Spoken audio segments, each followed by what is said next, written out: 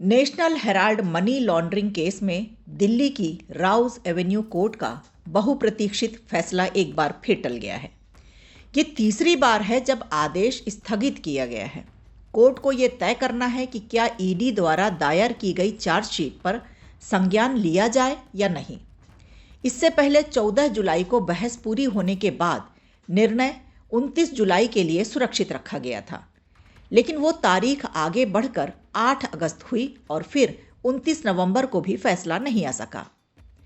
अब नई तारीख 16 दिसंबर तय की गई है और इसी दिन ये महत्वपूर्ण फैसला सुनाया जाएगा। ईडी इस मामले में prevention of money laundering act PMLA के तहत चार्जशीट दाखिल कर चुकी है, जिसमें सोनिया गांधी, राहुल गांधी, सैम पित्रोदा, सुमन दुबे और कई वरिष्ठ कांग्रेसी नेताओं के नाम शामिल हैं। एजेंसी का आरोप है कि एसोसिएटेड जनरल्स लिमिटेड यानी AGL के जुड़ी वित्तीय अनियमितताओं को अंजाम दिया गया।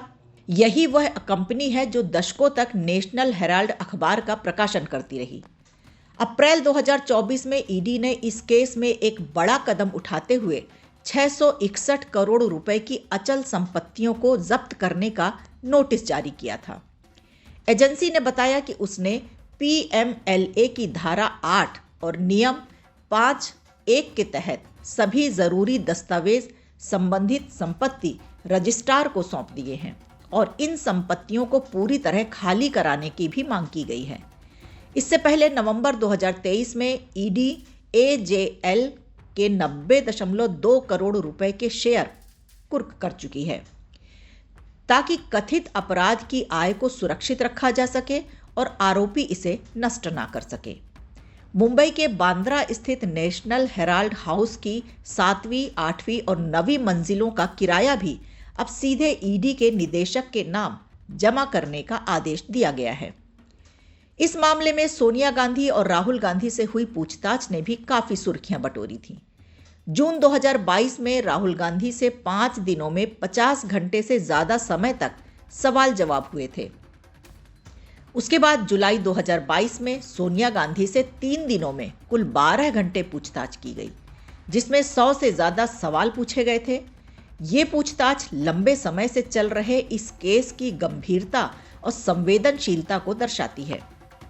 नेशनल हेराल्ड केस की शुरुआत साल 2012 में हुई, जब बीजेपी नेता सुब्रमण्यम स्वामी ने दिल्ली के पटियाला हाउस कोर्ट में शिकायत दर्ज कर सोनिया गांधी, राहुल गांधी, मोतीलाल वोरा, ऑस्कर फर्नांडिस, सैम पित्रोदा और सुमन दुबे पर गंभीर आरोप लगाए।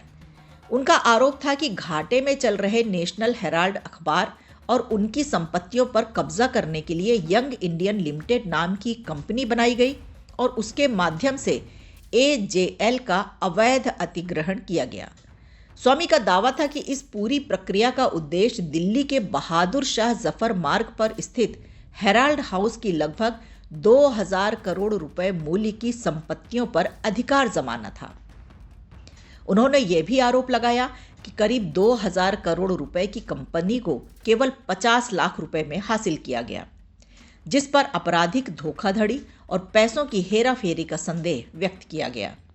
अब इस लंबे समय से चल रहे मामले में सबकी निगाहें 16 दिसंबर पर टिकी हैं कि क्या कोर्ट ईडी की चार्जशीट पर संज्ञान लेगी या नहीं।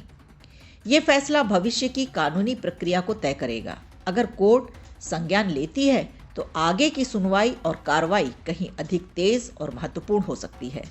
राजनीतिक रूप से भी ये मामला बेहद संवेदनशील है, इसलिए 16 दिसंबर का दिन इस केस के लिए निर्णायक माना जा रहा है। आप क्या सोचते हैं इस पर? अपनी राय कमेंट में जरूर बताइए। वीडियो अच्छा लगा हो तो लाइक कीजिए, शेयर कीजिए और कमेंट बॉक्स में हमें ज़रूर बताइए।